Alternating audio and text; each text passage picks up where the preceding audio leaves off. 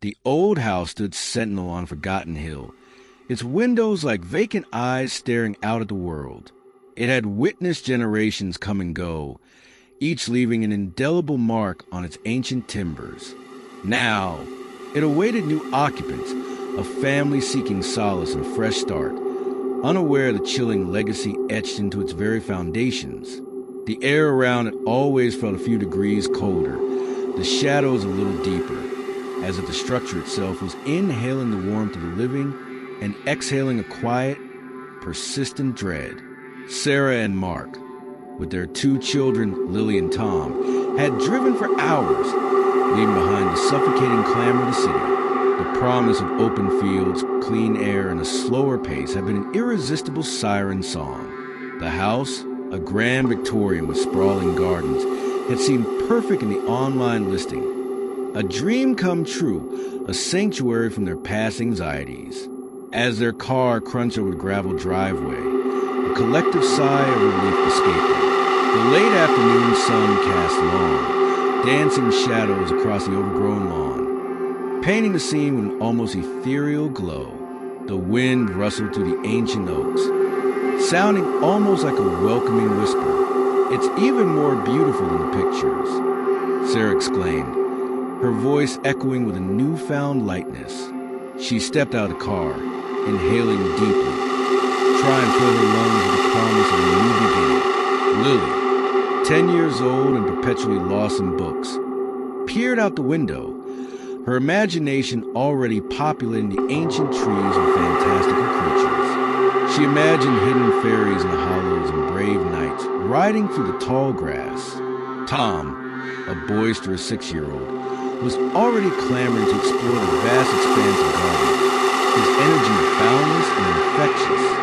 Mark, ever the pragmatist, surveyed the peeling paint and slightly askew porch swing with a discerning eye. He noted the sagging gutters and where the roof line seemed to dip slightly in the middle. "It'll need some work, but nothing we can't handle," he said, a reassuring squeeze of Sarah's hand conveying his optimism. They were ready for this. They needed this. The city had drained them, leaving them hollowed out and desperate for a place to anchor themselves. This house, with all its imperfections, was to be their anchor. The first few days were a blur of unpacking boxes, arranging furniture, and discovering hidden nooks and crannies. The house, despite its age, felt welcoming, filled with a scent of old wood, dried lavender, and forgotten memories.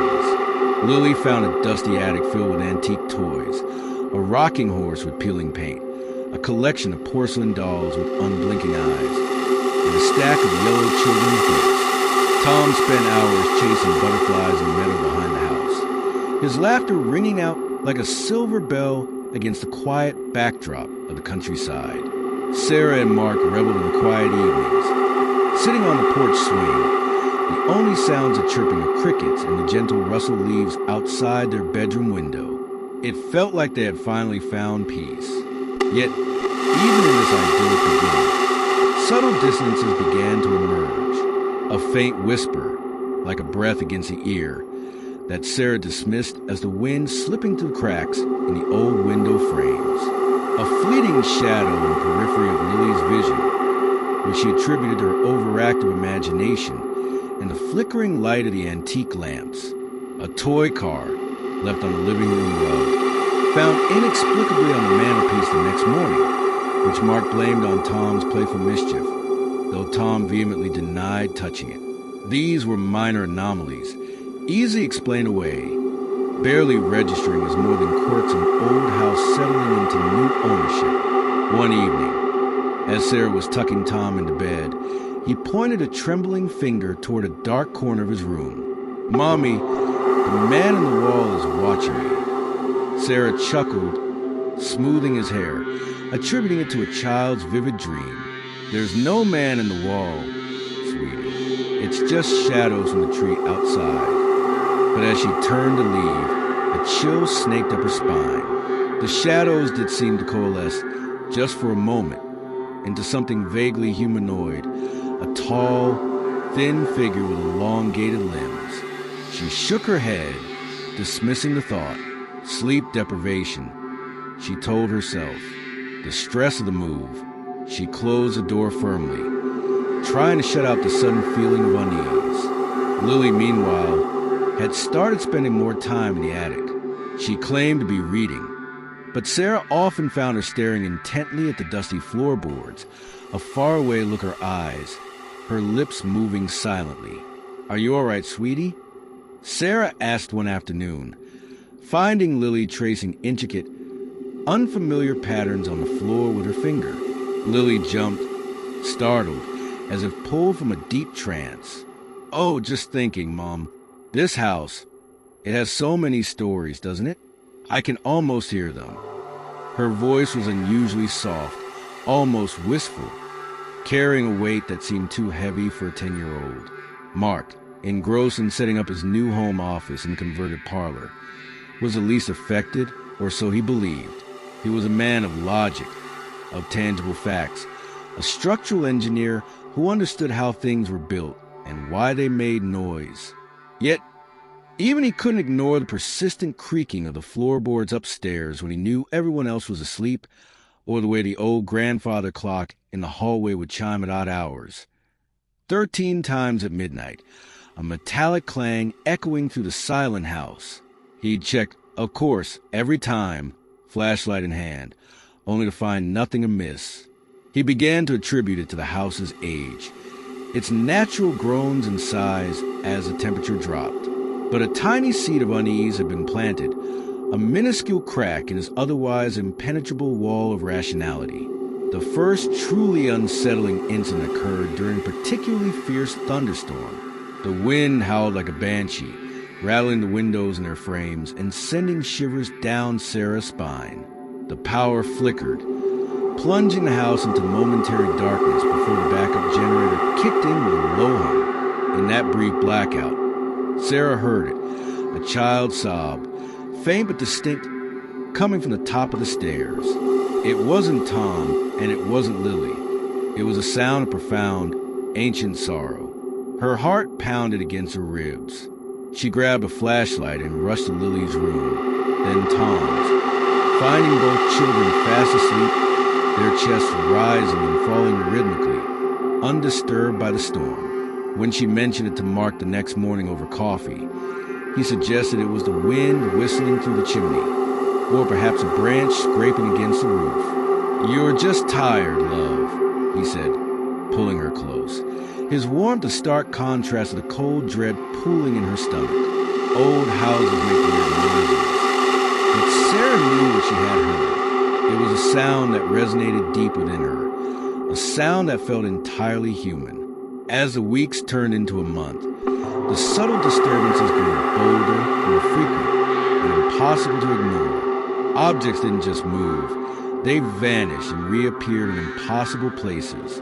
Mark's car keys, left on the kitchen counter, were found inside the locked antique safe in the basement. Lily's favorite doll, a beautiful porcelain figure with golden curls, left on the bed, was found days later in the cellar, its porcelain eyes staring blankly into the darkness, its pristine dress covered in soot. Tom's drawings, once cheerful depictions of their new home and smiling stick figures, began to feature strange, shadowy figures lurking in the corners, tall men with no faces and children with hollow eyes. When Sarah asked him about them, he'd simply shrug, his voice devoid of emotion. "They're just there, Mom. They live here too." The whispers intensified, no longer faint breaths, but distinct, though unintelligible, murmurs that seemed to emanate from the walls themselves. Sarah would often find herself pausing in the middle of a chore, straining to hear, convinced she was on the verge of understanding the hushed conversations happening just out of earshot. The air in certain rooms, particularly the attic and the cellar, grew heavy and cold, even on the warmest summer days. A pervasive sense of being watched settled over the family, a constant, unseen presence that prickled their skin and frayed their nerves, making them jump at their own shadows. Mark, despite his initial skepticism, found himself increasingly agitated. The logical explanations he once offered now sounded hollow, even to his own ears. He started checking the locks multiple times a night, convinced someone or something was trying to get in. He'd pace the hallways, a baseball bat gripped tightly in his hands. Listening to the house breathe, his jaw clenched so tight his teeth ached. He saw the fear in Sarah's eyes, the withdrawn silence of Lily, the increasing pallor of Tom. He felt the house closing in, its ancient walls whispering secrets he couldn't comprehend, secrets that felt distinctly hostile. Lily, meanwhile, had started talking to herself, or so it seemed. Sarah would hear her murmuring in the attic, her voice low and conspiratorial, engaging in what sounded like a two-sided conversation. When confronted, Lily would claim she was just practicing lines for a school play, but her eyes held a haunted, distant quality that Sarah couldn't ignore. She looked exhausted, with dark circles under her eyes, as if she hadn't slept in days. One afternoon, Sarah crept up the narrow attic stairs, drawn by Lily's hushed tones. She peeked through the crack in the door and found Lily sitting cross-legged on the floor, surrounded by a circle of old, faded photographs she must have found in one of the trunks. Lily was speaking to an empty space, her voice filled with a strange, melancholic reverence. "She misses her dolly," Lily whispered, her finger tracing the face of a young girl in one of the sepia-toned photographs. "She wants to play. She says it's dark where she is." Sarah's blood ran cold. She pushed the door open and snatched the photograph from Lily's hand. It showed a family dressed in stiff, late 19th century clothing, standing in front of this very house. A young girl, no older than Lily, clutched a doll, the exact same porcelain doll they found in the cellar. Her eyes, even in the faded image, seemed to hold an unspeakable sadness, a plea for help. "Who is this, Lily?" Sarah demanded, her voice trembling, trying to keep the hysteria at bay. Lily looked up, her eyes wide and unblinking, devoid of the innocence of a 10-year-old. "That's Alara, Mom. She lives here. She's lonely. She says her parents left her behind." Mark, when shown the photograph and told of Lily's strange behavior, finally began to crack. His logical mind struggled to reconcile what he was seeing and hearing with any rational explanation.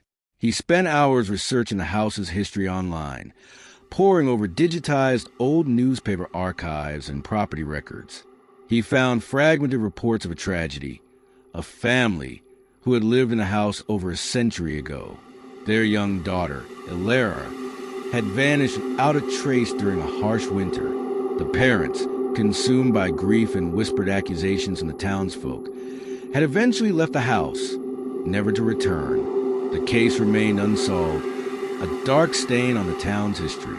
Armed with this chilling knowledge, the house no longer felt like a sanctuary. It felt like a tomb, a prison built on a foundation of sorrow. The whispers became clearer, more insistent. They seemed to call Alara's name, a mournful lament that echoed through the empty halls at night. "Alara, Alara, come back to us." Tom, who had always been a cheerful, energetic child, became withdrawn and pale. He stopped playing in the garden, refusing to go outside. He would often be found staring blankly at walls, his lips moving silently, as if conversing with an unseen companion. He refused to sleep in his own room, insisting on sleeping in his parents' bed, clinging to Sarah with a desperate, frantic fear. "The tall man is angry," he would whisper into Sarah's neck. "He says we don't belong here." One night, Sarah woke to a blood-curdling scream. It wasn't a child's scream. It was a sound of pure, unadulterated terror. It was Lily. Sarah burst into her daughter's room, Mark close behind, wielding his flashlight like a weapon. Lily was huddled in the furthest corner of the room, her knees pulled to her chest, pointing a trembling finger at her bed. Her doll, the porcelain figure with the golden curls, was now sitting upright on her pillow. His porcelain eyes were wide open, and a single dark red tear was painted on his cheek.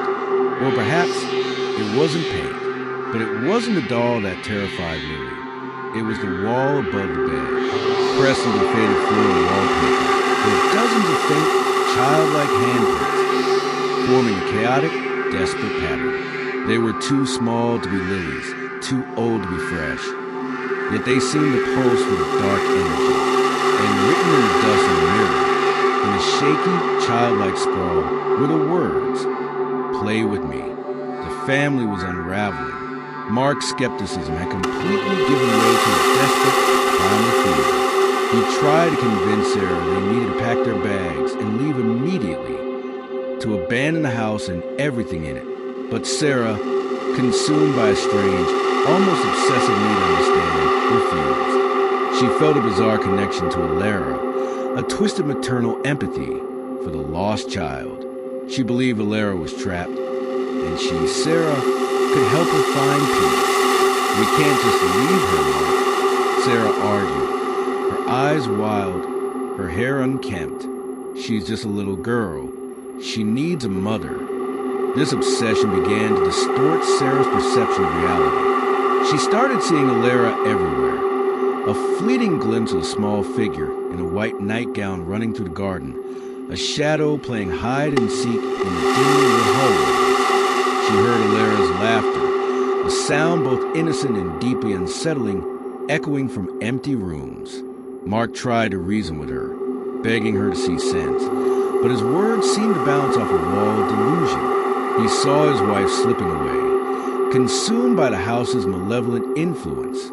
The house itself seemed to respond to Sarah's growing obsession, feeding off her energy. The air grew colder, the whispers louder, the manifestations more violent. Doors would slam shut with bone-jarring force. Windows would shatter inexplicably, and the heavy oak furniture would scrape across the floorboards as if pushed by unseen hands. The family was living in a waking nightmare, each member isolated in their own personal terror. One evening, as dusk settled over the house, casting long, eerie shadows that seemed to writhe and twist, Sarah descended to the cellar. She felt an inexplicable pull, a sense of destiny, a voice in her head guiding her steps. Mark, frantic with worry when he couldn't find her upstairs, followed her, his heart pounding a frantic rhythm against his ribs. He found her standing in the center of the damp, earthen floor, illuminated only by the weak beam of a single bulb hanging from a wire. Her eyes were wide and vacant, a faint, chilling smile playing on her lips. She was holding a small, rusted music box, its melody a haunting, discordant childlike tune that seemed to drill into Mark's skull. "She wants to play, Mark," Sarah whispered. But the voice that came from her lips was not her own. It was higher, thinner, the chilling echo of a little girl. "She wants us to stay. Forever." "Sarah, snap out of it," Mark yelled, lunging for her. But before he could reach her, a sudden, unseen force slammed into his chest, throwing him backward. He flew through the air, crashing against the rough stone wall.